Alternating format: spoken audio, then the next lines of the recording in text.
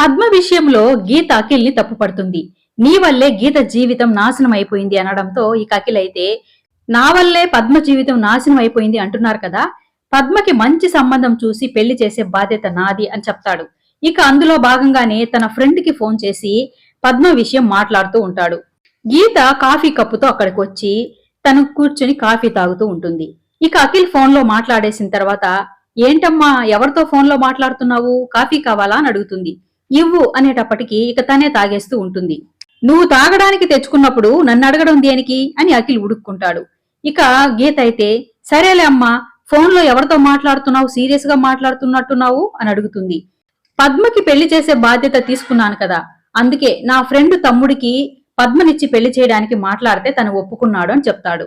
అవునా, ఇంత మంచి విషయాన్ని అంత నిదానంగా చెప్తావేంటి అఖిల్, ఈ విషయాన్ని వెంటనే పద్మకి చెప్తే చాలా సంతోషపడుతుంది అని పద్మకి ఫోన్ చేయడానికి ఫోన్ చేతిలోకి తీసుకోగానే పద్మే గీతకి ఫోన్ చేస్తుంది. ఇక గీత అయితే పద్మ నేనే నీకు ఫోన్ చేద్దాం అనుకున్నాను, నువ్వే చేసావు, ఏంటి విషయం అని అడుగుతూ ఉంటుంది.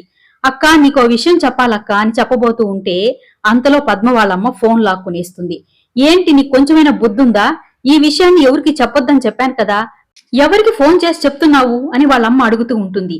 ఇక గీత అయితే ఫోన్ ని స్పీకర్ లో పెట్టడంతో అఖిల్ కూడా వింటూ ఉంటాడు.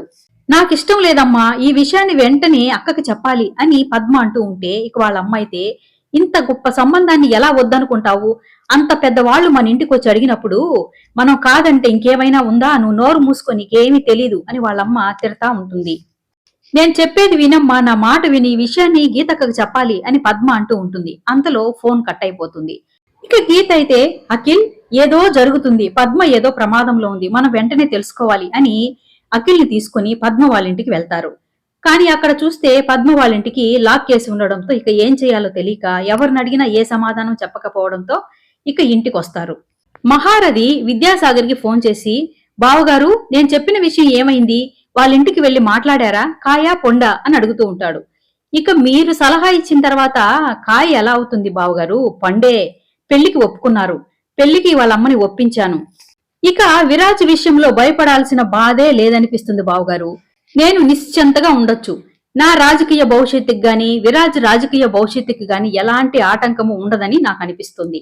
విరాజ్ పద్మని పెళ్లి చేసుకోవడంతో ఇక గీత పద్మ కోసమైన విరాజ్ ని ఏమీ చేయలేదు, ఏ కేసులోనూ తనని ఇరికించలేదు బావగారు, మీరిచ్చిన సలహా భలే పనిచేసింది అని విద్యాసాగర్ అంటూ ఉంటాడు.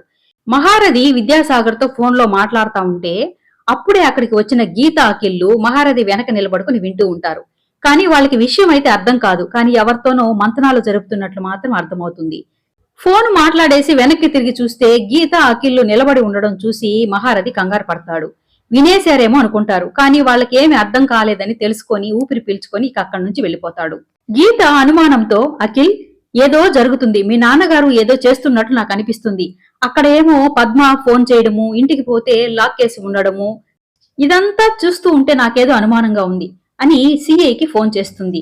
సిఐ గారు విరాజి విషయం ఏం చేశారు అని అడగడంతో ఏ సాక్ష్యాధారాలు లేకుండా ఏమి చేయలేం మేడం, విరాజ్ విషయంలో తొందరపడితే విద్యాసాగరు తన పలుకుపడితో కేసే లేకుండా చేసే ప్రమాదం ఉంది, ఏదైనా సాక్ష్యాధారాలు సంపాదించిన తర్వాత విరాజ్ విషయంలో ముందుకు వెళ్లడం మంచిది మేడం అని చెప్తూ ఉంటాడు. ఇక గీత అయితే పద్మ విషయాన్ని ప్రస్తావిస్తుంది. పద్మ ఏ విషయంలోనూ భయానికి గురవుతున్నట్టుంది, తను ప్రమాదంలో ఉందేమో అని నాకు అనిపిస్తుంది అని చెప్పడంతో పద్మ విషయం గురించి నేను తర్వాత ఆలోచిస్తాను మేడం, ఎందుకంటే విద్యాసాగర్ గారు మీడియా సమావేశాన్ని ఏర్పాటు చేసి ఏదో మీటింగ్ ఉందని చెప్పారంట, ఇప్పుడు బందోబస్తుకు నేను అక్కడికి వెళ్తున్నాను, అది లైవ్ ప్రోగ్రాం, ఏం జరుగుతుందో తెలియాలంటే మీరు టీవీ ఆన్ చేసి చూడండి, మొత్తం అర్థమవుతుందని చెప్తాడు. ఇక వెంటనే గీత హాల్లోకి వచ్చి టీవీ ఆన్ చేసి చూస్తూ ఉంటుంది. ఇక ఇంట్లో వాళ్ళందరూ అక్కడికి వచ్చేసి చూస్తూ ఉంటారు. విద్యాసాగరు మీడియాతో ఇలా మాట్లాడుతూ ఉంటారు.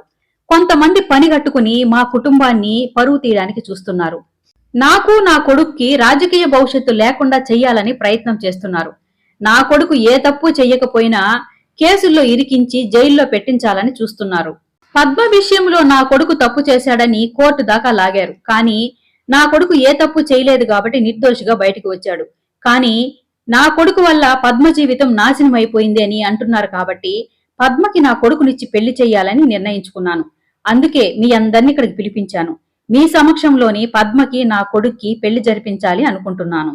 నేను ఈ పెళ్లిని వాళ్ళని భయపెట్టి జరిపిస్తున్నాను అనుకుంటున్నారేమో, కావాలంటే వాళ్ళు నా పక్కనే ఉన్నారు, వాళ్ళని అడగండి అని అంటాడు. ఇక మీడియా వాళ్ళు పద్మ వాళ్ళమ్మని పెళ్లి గురించి అడగడంతో వాళ్ళు కూడా ఈ పెళ్లి మాకిష్టమే, మమ్మల్ని ఎవ్వరూ భయపెట్టలేదని చెప్తారు. ఇక వాళ్ళ అమ్మ అయితే ఈ బాబుగారు పెద్ద మనసుతో నా కూతురికి మంచి జీవితాన్ని ఇవ్వాలనుకుంటున్నారు. విరాజ్ బాబు కూడా చాలా మంచివాడు, అందుకే ఈ పెళ్లికి వాళ్ళు అడగగానే మేము ఒప్పుకున్నామని వాళ్ళమ్మ చెప్తుంది. మీడియా వాళ్ళందరి సమక్షంలో విరాజ్ కి పద్మకి పెళ్లి తంతు ప్రారంభమవుతుంది. ఇక గీత అయితే, అఖిల్, ఈ పెళ్లి వెనక ఏదో మర్మం ఉంది, ఏదో కుట్ర చేస్తున్నారని నాకు అనిపిస్తుంది, వెంటనే పద్మ జీవితాన్ని కాపాడాలి, పద ఈ పెళ్లిని ఆపాలి అని అఖిల్ని తీసుకుని బయలుదేరుతుంది. సుచిత్ర తన భర్తతో ఇలా అంటూ ఉంటుంది, బావగారు ఏంటి ఈ పని చేస్తున్నారు, అంత కోట్ల ఆస్తిని పెట్టుకుని విరాజ్కి పని మనిషినిచ్చి పెళ్లి చేస్తున్నారేంటి, కర్మ కాకపోతే అని అంటుంది. గీత వాళ్ళక్క ఇలా అనుకుంటూ ఉంటుంది, ఈ పని మనిషి పద్మ పనే బాగుంది, హాయిగా మంత్రి గారికి కోడలైపోతుంది, కోట్ల ఆస్తికి వారసురాలైపోతుంది, నేను ఉన్నాను దేనికి, నా కర్మ కాకపోతే అని అనుకుంటుంది. మహారథి తన గదిలో కూర్చొని ల్యాప్టాప్ లో విరాజ్ పద్మల పెళ్లిని చూస్తూ ఉంటాడు. మీడియా వాళ్ళందరి ముందు విరాజ్కి పద్మకి పెళ్లి జరిగిపోతుంది. కానీ అఖిల్ గీతలు మాత్రం పెళ్లిని ఆపలేకపోతారు. అఖిల్ గీతలు పెళ్లి మండపానికి చేరుకునే లోపలే విరాజ్ పద్మల పెళ్లి జరిగిపోవడంతో ఇక వాళ్ళు ఏమీ చేయలేని స్థితిలో చూస్తూ ఉండిపోతారు.